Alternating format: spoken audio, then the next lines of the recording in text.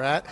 Thank you for joining us on the Golden Boy YouTube page or on the Zone, wherever you may be watching around the world. Ryan Garcia take on Emmanuel Tagoe live exclusively on the Zone, April 9th from the Alamo Dome in San Antonio, Texas. That fight brought to you by Hennessy, Never Stop, Never Settle. Bet Online, your online sportsbook experts. And the fight is presented by Golden Boy in association with DeBella Entertainment. Tickets are still available at Ticketmaster. This was a couple of weeks ago. Or was it last week? Oscar, we're going to let you go. That way you can go enjoy this. And I know the media is really waiting to talk to you right now, because the final words you have right now for Ryan Garcia, because I know you have plans for him, obviously has to get. So before we let Oscar give his message to PBC and Al Heyman and Leonard Ellaby and Floyd Mayweather, this weekend Ryan Garcia is going to be taking on Emmanuel Tagoe. With Tagoe, I don't know how to pronounce his name because sometimes even the announcers be messing it up. But here he is right here, 32-1 with 15 KOs. I've been here for the last few hours or so doing a little bit of research on the fights coming up this weekend, because it's going to be a very busy weekend. With 3 big cards, 4. You got this weekend, April the 9th, you got Golovkin versus Murata, 5:10 a.m. that Eastern Standard Time. Here in the States on the Zone. You got Michaela Mayer taking on Jennifer Hahn, a return of the Maloney brothers, twin brother Maloney's, on a Top Rank on ESPN. Then you got this card right here that we're talking about, Ryan Garcia versus, let me tell you who's on the card. Ryan Garcia versus Emmanuel Tagoe. It's supposed to be, it's not listed on here, but it's supposed to be Gabriel Rosado versus, according to Dan Rayfield's website, Gabriel Rosado versus Shane Mosley Jr., Marlon Esparza versus Naoko Fujioka, and then possibly Patrick Teixeira versus Glenn Tapia. But I don't know, because I really haven't heard anything about Gabriel Rosado, Shane Mosley. Has it been made official? Well, nonetheless, the main event is going to be Ryan Garcia. And right now, to be honest, well-spoken kid, but it's time he started doing something. He's only 23 years old, 21-0 with 18 KOs. He said he was dealing with some depression issues. For example, he had one fight in 2020, one fight in 2021, and now here he is on another long layoff, now fighting in April. So you would think that he needs to fight again this summer, or if not this summer, definitely in the fall. He needs to have a 2-fight year. But who's that other fight going to be? It's got to be something significant, right? And right now, with the big players for the most part tied up, for example, Kambosos, Devin Haney, we see that they're going to be fighting on June the 4th in Australia, with June the 5th here. Tank Davis, right now he's fighting Rolly Romero in May the 28th on pay-per-fucking-view. Vasyl Lomachenko was off at war, but word on the curb, according to rumors, first broken on a Boxing Voice, I believe. Devin Haney, and Kambosos have a 2-fight deal, and then the winner of that fights Loma. So, it's safe to say those guys are tied up. They wanted Ryan Garcia versus Isaac Cruz, but Isaac Cruz is fighting Yuriorkis Gamboa. And PBC can be like that. They don't lend out their fighters. So, Isaac Cruz coming off the pay-per-view where he put on a very good performance against Tank Davis. And Tank Davis is in need of a dancing partner, because remember, he's over on that PBC side, and it's only but so much maneuvering they can do, just like it was only but so much Top Rank could do with Terrence Crawford. Tank Davis is running into a situation like that where the guys that are in his natural division, the division where he should be ruling in, they're all doing something, even with Teofimo fighting George Kambosos. So right now, you had Miguel Berchelt lose. Even down at 130, you have Shakur Stevenson taking on Oscar Valdez. And then you got Tank Davis, who's been disgruntled, by the way, taking on Rolly Romero. That shit don't make no sense. But listen to listen to De La Hoya here. By the way, take your time out, like the video, even though YouTube took away the ability to dislike the video. Still, liking the video really does help us, and I do appreciate it. And yes, I've been saying it for a while, and I'm hoping that my recent video activity and the video activity you'll see over the next few weeks will let you know that I'm back full time. I've had a hell of a couple of years since COVID, man. Let me tell you something. But, here we are, April.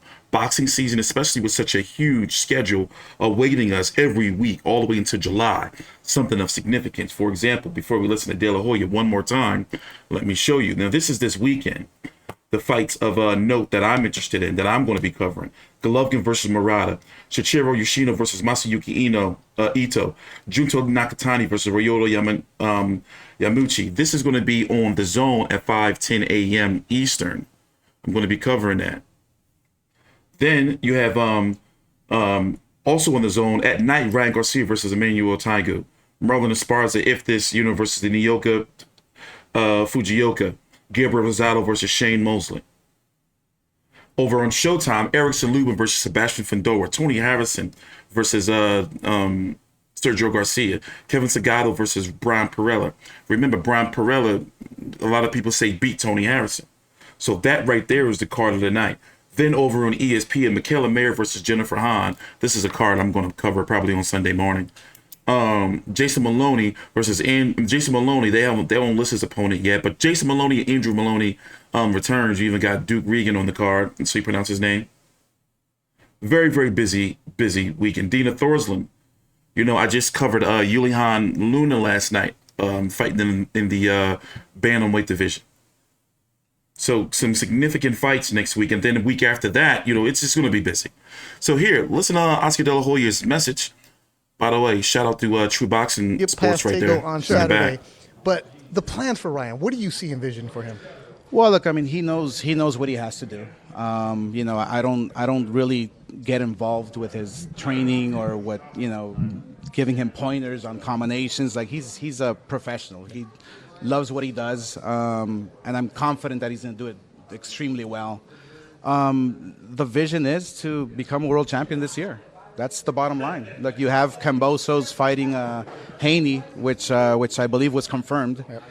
That's going to be a great fight, and so we're going to look at the winner very carefully and see what happens. But it's a great fight, Kambosos Haney. Who knows? Maybe the winner, or maybe we go a different route. Maybe we start negotiations with Tank Davis. I'm waiting for his promoter, Al Heyman, to give me a call, and let's make that fight happen. Why not? We're here. We're ready. I think the first thing is first, April 9th. Yeah, but since Oscar's going to say that, let's get the ISO cam on Oscar right now, because if you want to send a message to Al Heyman, Oscar said you're waiting for the phone call. From one promoter to another, let's make this happen. There it is, Oscar looking for Tank Davis, possibly looking Why for not? Haney, anybody, right? You want to make Ryan Garcia champion this year? He's ready. He's been ready. It's a matter of, look, everything happens for a reason, everything in time. Because once he crowns himself world champion, sky is the limit. Yeah. April 9th in San Antonio. We'll see you there, Oscar. Thank you so much for watching WrestleMania in the background. Because when you look at the rankings, his next fight's got to be something significant. Who does he fight? And I'm talking about realistically, Zaire Abdulayev, the guy who had beat Jorge Linares recently over in Russia. Maybe, Jojo Diaz if they can't get Tank Davis. It also seems that PBC is interested in a Ryan Garcia fight. But of course, they would say it would have to be on their platform. And why would I believe that PBC and Ryan Garcia, the Zone, and Golden Boy can all work together when we couldn't even get Charlo? Golden Boy wouldn't even let Munguia go over to Showtime. Like, bro, so that's, it's a tricky situation right there. I want to believe, but right now they haven't shown us that they're able to work, like really, really work together. You see what I'm saying? Especially when it comes to like their big guys. So I wouldn't be surprised if Ryan Garcia fights somebody like the guy who Devin Haney beat, but he got an upset victory over Jorge Linares. I guess you can call it an upset. Jojo Diaz is in-house. I wouldn't even probably be surprised if they try to wheel out Richard Comey. You see what I'm saying? I wouldn't be surprised. Or they might try to, fast-track Williams Zepeda, put him up there. I'm talking about guys that can be made. But, in my opinion, it should be Tank Davis. And I'm talking about if it's not, it should be, I don't think that he should be fast-tracked to a title, my personal opinion. But if Tank Davis doesn't have a legitimate, good dance partner that fans would really, really enjoy and be like, yo, all right, I'm down for this fight, then there's no reason why they shouldn't try to make Tank Davis versus Ryan Garcia. Honestly, I'm against pay-per-view, especially for Tank versus Crowley and Luis Ortiz versus Charles Martin, all that bullshit. But I can see how they would try to put Ryan Garcia and Tank Davis on a pay-per-view. I'd be like, all right, cool. I can get that. You see what I'm saying? And the build-up would be good. And another thing that's really been bringing my piss to a boil? I get tired of hearing about like all these Instagram followers and all these shit. Because did you notice, if you don't know, he has a big discrepancy between his Instagram followers and his Twitter followers. Here, I'll pull it up. And you never hear, he did. He was trending when he knocked out Dunyo and Luke Campbell. He was trending. Yeah. But you don't never hear like, yo, the Zone app almost crashed because Ryan Garcia, followers, them young folks that are his fans and supporters. See, he got 8.7 million on here. But on Twitter, he ain't got shit going on. Oh, this ain't his account. Where's your account, King Rye? It's like 78 something, something thousand. And I understand, I'm just tired of hearing about these metrics. You see what I'm saying? And Twitter is where the real hardcores are, you dig? So I just be wondering, like, what's his real selling appeal? And then if we're talking about like him and the young people these days don't pay for shit. They're asking for free stream links and all that. So how does it transfer into pay-per-view buys and ticket sales? Or how would it transfer? I don't know. But, if you would have asked me, I would think that, I have no issue saying that Tank Davis is, let me be careful.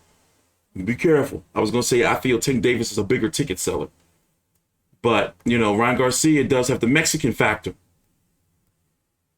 Let's hear what Ryan Garcia had to say about his haters and Instagram. And why he does some of the things that he does.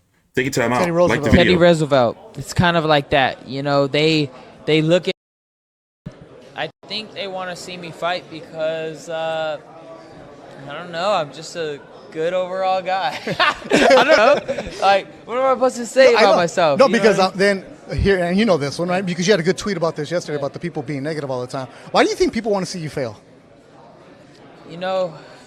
It's like the man in the arena. It's a Teddy Roosevelt. Teddy Roosevelt. It's kind of like that. They look at you and they judge you and they for some reason just want to tear you down. I don't know what it comes from within them and I don't know what propels them to be that way, but I know that I have a responsibility for myself to train as hard as I can and give everything I got so I don't prove those guys right. That even drives me more. That it kind of fuels me, what I mean? When I'm training, I'm like, I got to go harder because I could see all the people. They're just trying to throw darts to stop me. Like, what do you want me to do? Stop fighting? Like, you're talking all this shit. It's like, do you want me just to stop? Like, no, I'm actually going to go harder. So it's just kind of funny. Like, what is their objective? Are they just trying to tell me I'm not shit? Well, okay, what are you doing?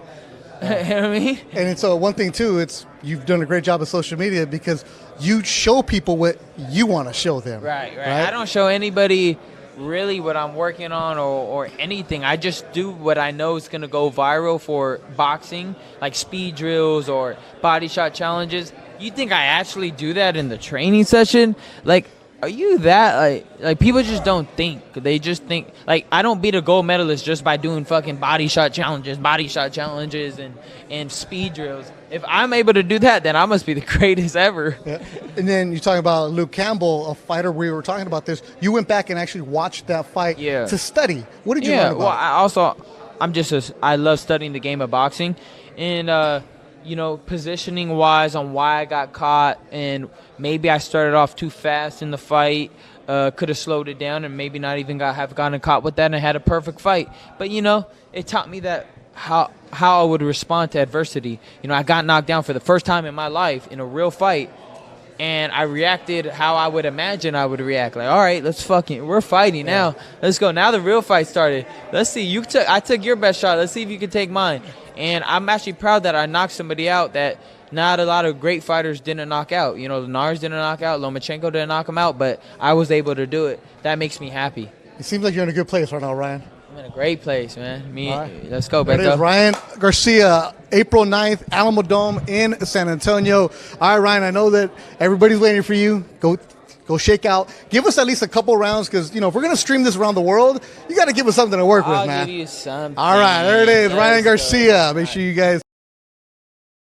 So, you know, I have been watching some tape on Tagoe, and right now, you know, I'm not saying he can't get, you know, clearly, Ryan Garcia is the much more skilled fighter.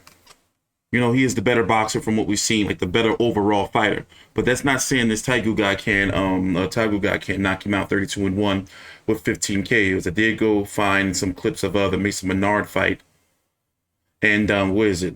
This guy right here, Paulus. By the way, follow me on Twitter. The link is down below in the description box. It's going to say follow my socials, and it has like a link tree which has all my social media. That's where I'm sharing all the fights that I'm watching and everything that I'm researching regarding boxing.